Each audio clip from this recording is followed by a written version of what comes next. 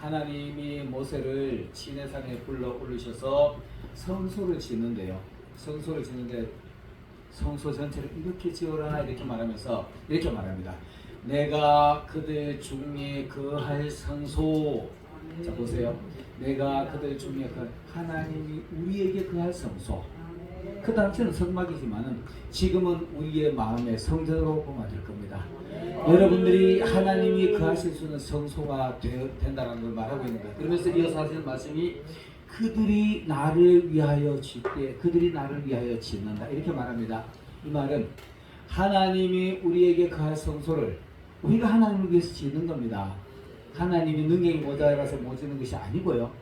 우리가 하나님을 거하실 성소를 우리가 짓는 겁니다.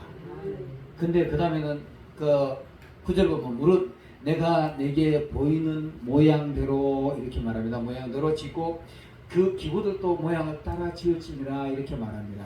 그래서 있잖아요. 우리가 성경은 함부로 성경 말씀을 가감하면 안 돼요.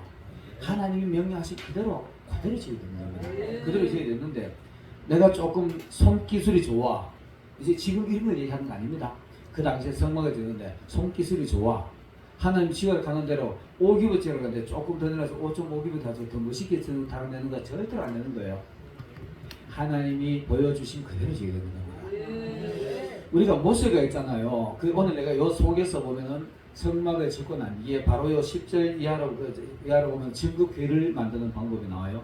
증거궤를 만드는 방법이 몇 규빗 높이 얼마, 뭐 가로 세로 얼마, 어떤 식으로 지어라 하는 거 다 일일이 말해주는데 그 당시에 모세가 시내산에 올라가면서 필기도구 가지고 올라간 적 없어요.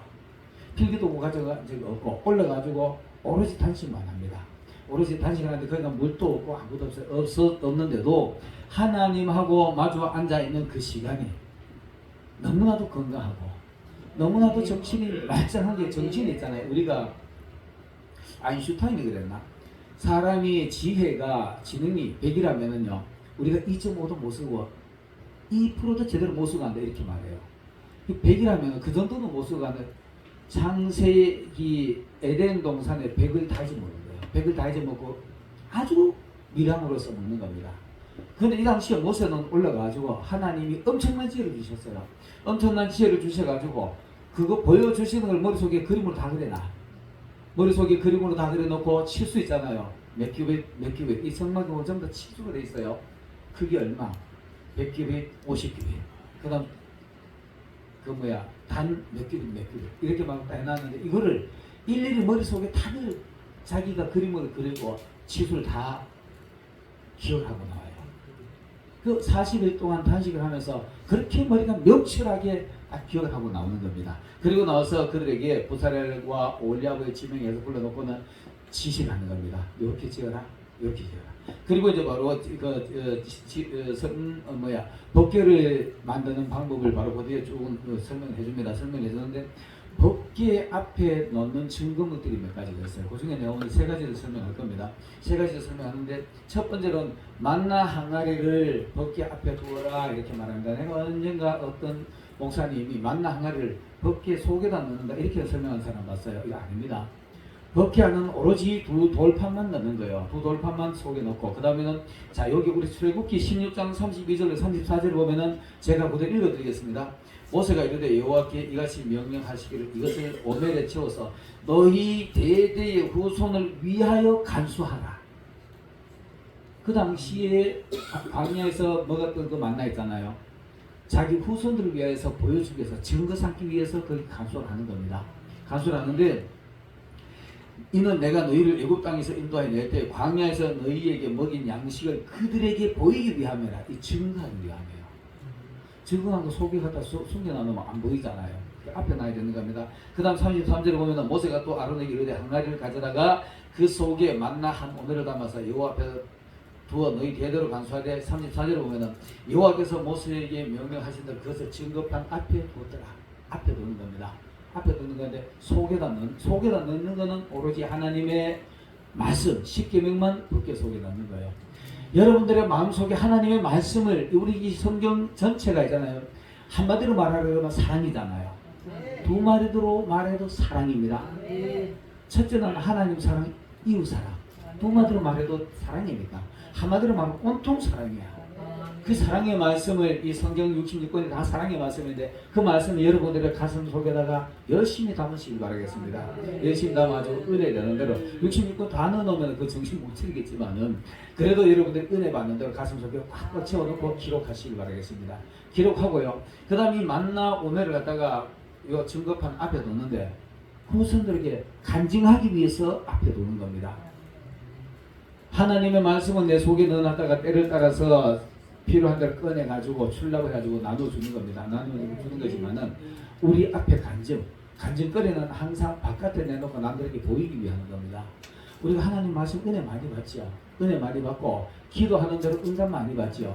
이거를 자자손손에게 증거를 하기 위해서 우리가 자꾸 보여줘야 되는 겁니다. 보여주기 왜 되느냐인데 이 만나에 대해서는 요한복음 6장에 대해서 너무나 잘 나와 있죠. 너무나 잘 나와 있는데 너희 조상이 40년간 광야에서 만나를 먹었지만 다 죽었지 않느냐. 이게 육신의 양식을 얘기하는 거예요. 육신의 양식은 다 먹어도 죽는다라는 걸 얘기하고 있는 겁니다. 그러나 거기서 다시 말씀하시기를 하늘로서 내려오는 산떡, 이 떡을 먹는 사람은 영생한다 이렇게 말해요. 이 떡을 먹는 사람은 영생한다. 그래서 우리 영생의 떡을 먹어야 되는데 예수님이 광야에서 시험을 받으실 때 사단이 와가지고 테스트하죠. 가장 배고플 때 가장 약한 것을 가지고 시험을 합니다. 배가 고프니까 돌들로 떡을 만들어 먹어라. 예수님 그런 능력 없는 건 아니잖아요. 없는데 이렇게 하신 거니까. 그런데도 예수님이 사단의 시험에 걸려들지 않기 위해서 하나님의 사람의 떡으로만 살 것이 아니요 하나님의 입으로 나오는 말씀으로 산다라 한다 이렇게 말합니다. 그러나 광야 40년 동안에 먹었던 그 양식은 우리가 사람들에게 간증하기 위해서 후대에 간증하기 위해서 법궤 앞에 두는 겁니다. 우리 지금 시대에 정말 살기 좋죠. 살기 좋은데 우리가 여러분들이 광야에 40년 동안 방황하는 이스라엘 사람들이 입만 열면 불평이야. 입만 열면 불만이야. 불평 불만이 입에 붙었어. 우리 스스로가 이런 말씀을 한번 생각해 봅시다. 여러분 우리 먹고 사는 거 우리 지금 실질적으로 우리 육신에 비한 거는 의식주잖아요. 그죠? 입는 거, 먹는 거, 집 이게 가장 강한 거잖아요.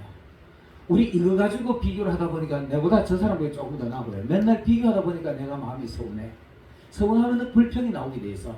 나는 왜 이러지? 자 보세요. 이 만나가 이름이 만나인데 그 의미가 이것이 무엇이냐 이런 뜻이에요. 만나라는 말이 이것이 무엇이냐 이 말 속에 이미 불평이 들어있어요. 하나님이 주시고 아이고 이거 하나님 주시고 먹으라고 했는데 감사합니다. 그럼 먹으면 될 거 아닙니까? 먹으면 될 거 가지고 보니까 뭐 가시 같기도 하고 뭐 이상해. 이게 뭐고 이런 거예요. 여러분 지금 가지고 있는 거 여러분 남들 것보다 못하나요? 저 사람 100평짜리 집 샀는데 나는 이게 뭐고? 하지 마세요. 지금 있는 걸 감사하세요. 여러분 탈북자들 방송 들어봤습니까? 그 사람들 얘기 들으면 정말 처절해요. 밥 못 먹어가지고 나 요즘 들어서 탈북자 방송 보고 내가 내들 하나님 은혜 내들은 많이 감동이 쏟아져요. 그 사람들 여기 넘어왔는 사람들 전부 천국으로 생각해요. 천국으로 생각하는데 우리는 어떻습니까? 나보다가 조금 더 나은 사람 쳐다보기 때문에 내 마음이 늘 서운한 겁니다.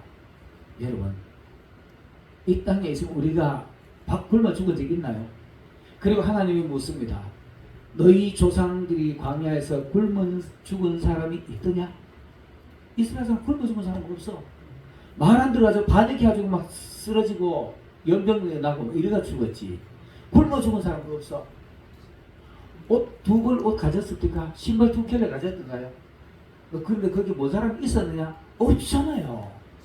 지금 여러분 어떠세요? 남들하고 비교하다 보니까 자꾸 내 입에서 불평불만이 나오게 되어 있습니다. 열등의식에 쌓인 사람이 항상 남들하고 비교하게 되어 있어요. 이 비교하는 게 얼마나 어리석습니다. 딱합니다.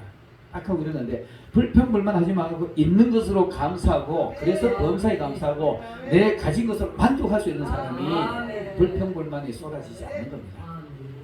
그리고 광야에서 그 사람들이 뭘 먹기 위해서 농사 하나 지었나요? 농사 지을 수도 없었어.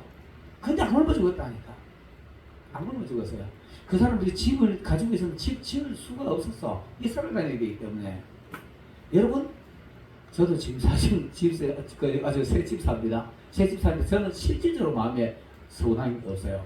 없는데 이제 우리 집사람하고 내하고 그런 부분이 조금 달라요. 그런데 우리 집사람 보면 어떨 때 보면 많이 미안하고 안 되는데 이 사람은 그래도 아들내미한테 보내려고 가다 보니까 열심히 애를 쓰더라고.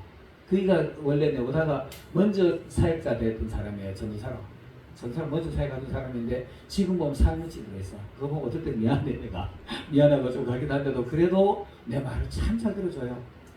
얼마나 감사한가. 내가 지금도 우리 집에서 이 얘기 수시로 합니다.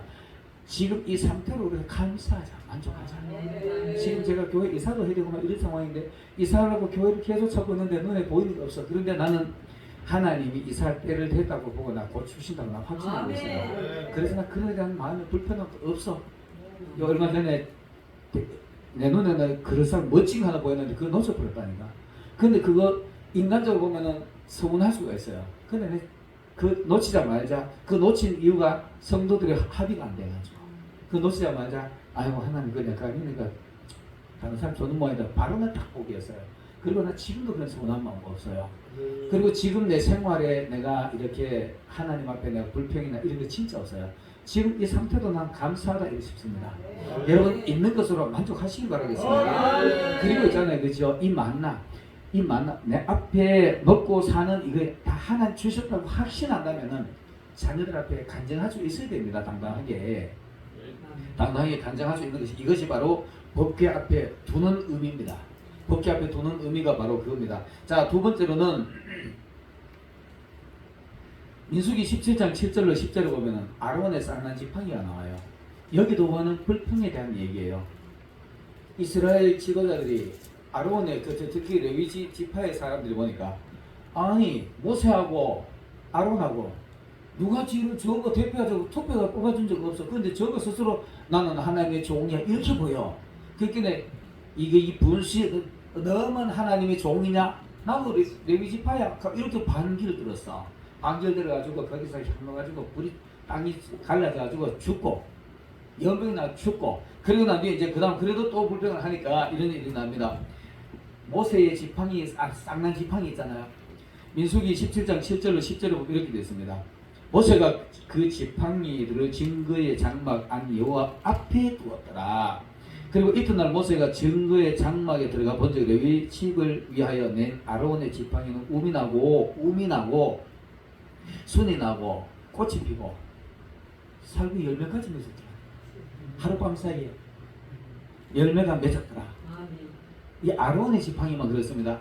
그 다음에 모세가 그 지팡이 전부를 여호와 앞에 가지고 나와서 이스라엘 자손을 가져오면 그들이 보고 각각 자기 지팡이를 집어들었어. 12지파의 부령들이 자기 지파 이름 다 썼는데 아론의 지파의 의미가 아니고 아론이라는 이름을 썼어요. 아론 이름을 써가지고 들었는데 여기 보면 10절에 보면 참 재밌는 표현이 나옵니다. 여호와께서 또 모세에게 이르시되 아론의 지팡이는 지금 앞에 그 도로 갖다가 두고 그 다음에는 간직하고 반역한 자들에게 표징이 되게 하여 그들에게 원망을 그치게 하고 죽지 않게 하라. 자, 여기 보면 8절에 보면 아론의 지팡이만 우미 나고 순이 나고 꽃이 피고 열매가 맺었어요. 12명이 쫙 앞에 들어서서 모세 앞에 가지고 자, 이 지팡이, 자, 르벤 지팡이 거기 피 짝대기 들고 있어. 근데 아론의 지팡이만 싸게 났어. 나머지 11명은 얼마나 머쓱하고 부끄러웠을까. 아론의 지팡이는 싸게 나고 굽나 열매까지 맺었는데 저는 내 말을 막 땡겨치고 있어. 그럼 부끄럽겠지요. 쓸데없는 불평이 가지고 하나님 앞에 부끄럼 당하지 마시길 바라겠습니다. 불평 그리고 그것은 다 갖다 버리다. 아론의 쌍난 지팡이만한 하나님 앞에 돌아갔다 가져가지고 법궤 앞에 갖다 다시 갖다 놓는 겁니다. 그리고는 이거를 증거가 되게 하는 겁니다. 이들이 불평이 아닌 거야. 이거 보고 아이고 우리 모세의 권위에 도전하지 말아야지 이 생각하는 거예요. 여기 우리 다 목사들이잖아요. 교회에서는 목회자 권위에 도전하면 안 된다는 거 얘기를 하지만은 오늘 기사연의 대표권 우리 누구도 여기 대표권에 가지고 니 잘하니 못하니 가면 안 돼요. 이 지도자입니다. 이거 우리 야베스도 있잖아요. 야베스도 대표 있어. 대표권 하는데 그걸 가지고 어떤 사람 보니까 막 야베스 잘못됐다고 막 말하는데 그거 못 써요. 절대 못 써요. 진짜 못 써요. 대표권 하나님이 그에게 맡겨놓은 겁니다. 자, 여기 보면 로마서 14장 4절 보면 이런 말씀이 있어요. 남의 하인을 비판하는 너는 누구냐? 무슨 말입니다. 그가 서 있는 것이나 넘어지는 것이나 자기 주인에게 있으며 그가 다시 시험을 받을 것인데 쓰고 엎어지고 넘어 세우는 건 하나님의 뜻이에요. 하나님의 종은. 왜 지가 너 하는 거 틀려 먹었어? 그런 거 없어요. 대표권에게 지도자에게 주는 겁니다. 왕권은 대표자에게 주는 겁니다. 그래서 주는 거기 때문에 아무나 그걸 가지고 네가 잘했니 내가 잘했니 이렇게 하면 못 씁니다. 우리가 지금 베드로전서 2장 9절에 보면 우리가 만인 제사장이잖아요. 만인 제사장인데 여러분 우리가 하나의 그룹의 지도자는 그 대표자입니다. 그리고 한 교회의 대표자는 목회자입니다. 그리고 여러분은 각각 개인이 밖에 나가면 왕같은 제사장입니다. 여러분이 왕같은 제사장이면 이 지팡이 있잖아요. 그죠? 지팡이는 모세가 잡은 지팡이는 아론이 잡은 지팡이는 생명력이 살아있다는 것을 말하는 겁니다. 이 지팡이 막대기 이렇게 나오는데 이 지팡이가 아수에로 왕이 금홀이 이게 지팡이입니다. 지팡이는 지휘권을 가지고 얘기하는 거예요. 이거 얘기하는 것도 많은데 어쨌든 간에 성가대 지휘자의 지휘봉 끝에 따라서 화음이 되는 거예요. 화음이 나오는 겁니다. 거기서 지휘권 잘못 보고 하면은 엉뚱한 소리 나면 화음이 나잖아요. 지도자의 지휘 끝을 바라보고 거기에 따라서 움직여야만이 일사불란해지는 겁니다. 군대 지휘자가 열심히 가지고 1중대 어디로가 2중대 어디로가 그 중대장이 또 1소대 어디로가 2소대 어디로가 하는데 안 보고 딴짓하다 딴 데 가시면 총 맞아 죽지. 지휘자의 지휘봉의 끝을 열심히 봐야 되는 겁니다. 이게 바로 아론의 쌍난 지팡이를 얘기하는 겁니다. 여러분 우리가 만인 제사장이고 많은 그걸 한다면 세상에 나갔을 때 여러분의 영성이 우민하고 꽃이 피고 열매가 맺어지는 그런 모습을 보이시기를 예수님을 축원합니다. 나가지고 밖에 가지고 죽었는지 살았는지 있는지 없는지도 모르고 싹도 안 나고 죽어 있으면 하나님 보시기에 하나님이 어느 날 우리가 다 하나님 앞에 섰는데 내가 나중에 죽어 있어. 그러면 밀망스럽고 부끄러울 겁니다. 살아있는 지팡이, 살아있는 지휘권을 들고 있으시면 예수님을 축원합니다. 밖에 나가서도 남들한테 무슨 말할 때다 그 말에 권위가 있고 그 말이 살아가지고 남들 하나 들어줄 때 골수와 막 쪼개져야지. 그 말이 받아들일 때 그들은 저런 말 진짜 맞는 말이야. 교회에서는 멋있게 말 잘하고 말이야 잘하고 밖에 가서는 행동을 딴짓해버리면은 그거는 살아있는 말씀이 아니라 죽은 말씀이지요. 살아있는 말씀을 가지고 사람들을 살리시기를 예수님을 축원합니다. 자, 세 번째로는 그 다음에는 향품이 있어요. 지성소에 들어가기 바로 전에 성소에 지성소 문 앞에 여기 가운데 보면은 분향단이 있어요. 그 분향단에 향을 피우는 향품이 있어요. 향품이 있는데 그게 이제 그것도 곱게 찌어가지고 가루를 갖다가 법궤 앞에다 놓는 겁니다. 출애굽기 30장 34절로 38절로 보면 이런 말씀이 있어요. 여호와께서 모세에게 이르시되 너는 소합향과 나감향과 홍자향과 이거를 가져다가 향품을 유향과 섞는데 각기 무게가 똑같이 아주 섞어라 이렇게 되어 있어요. 이 소합향 이거를 좀 짧게 간단히 설명하겠습니다. 소합향은 이 열대 지방에 가면은 떼죽나무라는 게 있어요. 그 향품의 향을 모아가지고 그 향품을 피워가지고 냄새를 맡으면 사람의 마음이 평안해진대요. 이게 뭔 얘기냐면 마음이 불안한 사람이 이런 기도. 자, 향품은 있잖아요. 계시록 5장 8절에 보면은 이 향은 성도들의 기도라 이렇게 나옵니다. 5장 3절에 계시록 5장 3절에도 나와요. 향이 성도들의 기도입니다. 여기 와가지고 요 단상에 엎드려가지고 하나님하고 기도하는 게 바로 향품을 피우는 겁니다. 마음이 불안하고 뭔가 일이 잘 안 될 때 여기 와서 하나님 앞에 기도하면 마음이 평안해. 이런 거 기도해 보셨죠? 불안하게 기도하면 실질적으로 순식간에 싹 사라져요. 이런 기도 해보신 분들은 아실 겁니다. 이 소화 향이 그런 향이고, 그 다음 나감향. 나감향은 지중해에 가면 조개 껍질을 뜯어가지고 깨가지고 추출하는 향이라 그러는데, 조개 껍질을 깨는 거는 희생을 얘기하는 겁니다. 조개가 죽어야만이 향이 나오는 거니까. 이 희생도 우리가 하나님 앞에 희생하는 기도 있잖아요. 그죠? 내가 절대로 할 수 없는 것 같은 거, 그런 것도 하나님 앞에 기도하면 할 수 있게 돼요. 그게 바로 아브라함이잖아요. 아브라함이 독자를 줘놓고 무슨 뜻으로 이걸 다시 달라 그럽니까? 하고 불평불만해서 못 드렸을 거예요. 그 아브라함이 두 말하고 예하고 갖다 드렸잖아요. 드리고 나니까 다시 돌려주시잖아요. 살려주시는 건데, 우리도 하나님 앞에 신앙생활을 하면서 절대로 내놓을 수 없는 게 있을 거예요. 정말 목숨까지 내놓을 수 있는 게 하나님의 아들 예수님입니다. 하나님의 가장 소중한 독자를 우리에게 주셨잖아요. 그래서 우리도 뭔가를 드릴 수 있어야지. 내가 지금 여기서 내가 실제 한 분을 간증을 한다면은 차비까지도 안 남겨놓고 다 들고 가더라니까. 난 그런 사람 봤어요. 이게 진짜 하나님을 위해서 뭔가 하는 거잖아요. 하나님을 위해서 이건 하나님 뜻이다라고 생각되면은, 내가 얼마 전에도 지난 주일날입니다. 주일날 우리 교회 왔는 분이 돈을 어떻게 하죠? 5천만 원의 순간이 생겼어요. 생겼는데 감동으로 갖다 바치라는 게 막 가슴을 고동치니까 울면서 갖다 바쳤다 그러더라고요. 이게 진짜 이런 희생이잖아요. 이렇게 하는 게 진짜 막 뼈를 깎는 그런 기도를 하는 게 와주고, 하나님 나 이거 할 수 없지만 하나님을 위해서 하나님께 드리겠습니다 하고 드려보고 나면 마음이 편안해질 뿐다니까. 이런 걸 한번 드려보세요. 이런 걸 한번 드려봐야 되는데, 이게 바로 나감향의 기도입니다. 그 다음 풍자향이라는 게 나오는데, 이거는 풍자향은 식물인데 미나리과의 식물을 하단부로 이렇게 잘라서 그것을 또 향을 추출한대요. 미나리는 우리가 잘 아는 대로 먹으면 우리가 먹을 수가 있으면 많이 먹으면 피가 맑아지잖아요.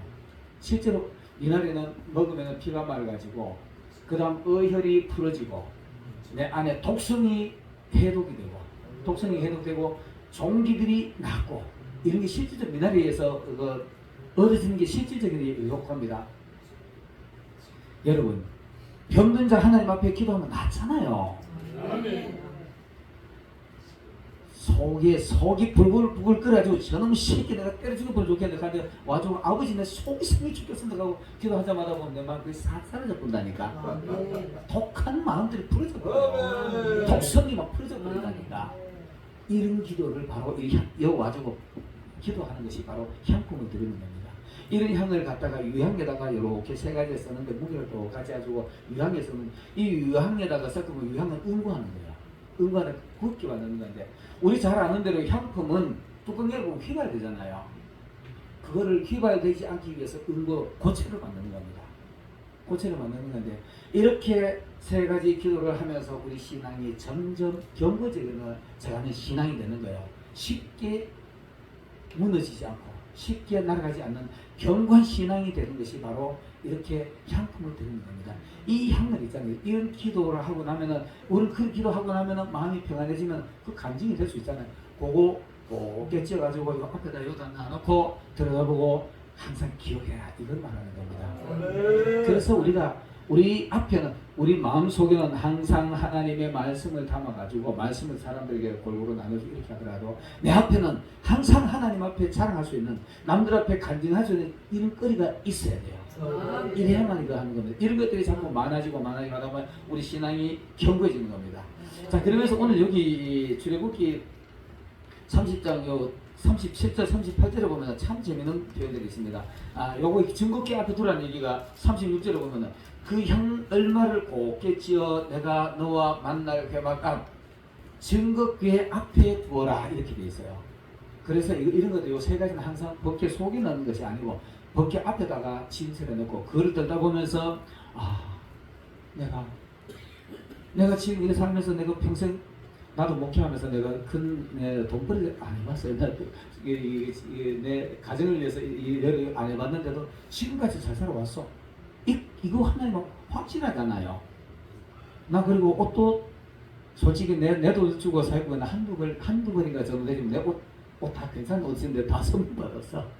너무 고급스러워 선물 받으면 난 미안해가지고요. 내가 진짜 남들한테 대접받을 때는 옷 25만짜리 이상 절대로 안 입습니다. 어떤 분은 50만짜리, 100만짜리 가는데 당신은 하나님 앞에 100만짜리 됐지만 나는 내 양심상 이 옷 이상 입습니다. 그래요. 그러면 그가 또 다른 거다 사줄 거더라고. 이렇게 우리가 정직한 생활을 해야 됩니다. 자, 보세요. 37절에 보면 이렇게 돼 있어요.